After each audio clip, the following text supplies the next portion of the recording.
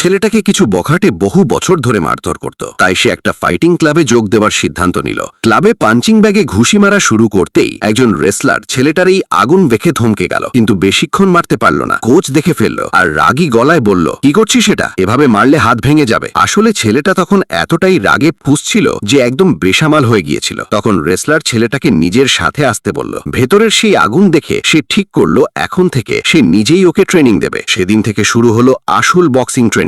Wrestler ওকে শিষ্য হিসাবে নিল আর একটা একটা করে সব মুভ, সব কৌশল শেখাতে লাগলো। বখাটেদের শোধ তুলতে ছেলেটা দিন রাত ট্রেনিং করলো। প্রতিটা দিন ঘন্টার পর ঘন্টা ঘাম ঝরালো, খাওয়া দাওয়া ভুলে পুরোটা মনোযোগ ঢেলে দিল ট্রেনিং এ। ধীরে ধীরে অনেক কৌশল রপ্ত হয়ে গেল। রেসলারের কঠোর আর ভয়ঙ্কর ট্রেনিং এর পর ছেলেটা পুরোপুরি বদলে গেল। সে আর আগের সেই ভীতু ছেলে নেই, এখন সে সিংহের মতো নির্ভীক আর শক্তিশালী। এখন ওস্তাদের সাথে স্পারিং এ সমানে সমানে ঘুষি ছুটতে পারে। হঠাৎ সে সামনে ঝাঁপিয়ে পড়ল আর ওস্তাদকে মাটিতে ফেলে দিল। ওস্তাদ হাসলো, বলল, এখন তুই তৈরি? মাসের পর মাস একটানা ট্রেনিং এর পর ছেলেটা শেষমেশ একজন ফাইটার হয়ে উঠল। এবার সেই বখাটেদের সাথে হিসেব চুকানোর পালা। সে সেই পুরনো রাস্তায় গেল যেখানে বখাটেরা ওকে মারত, কিন্তু এবার সে কাঁদতে আসেনি, এসেছে ওদের কাঁদাতে। তারপর বখাটেদের খুব মেরে সে শেষ পর্যন্ত তার প্রতিশোধ নিল।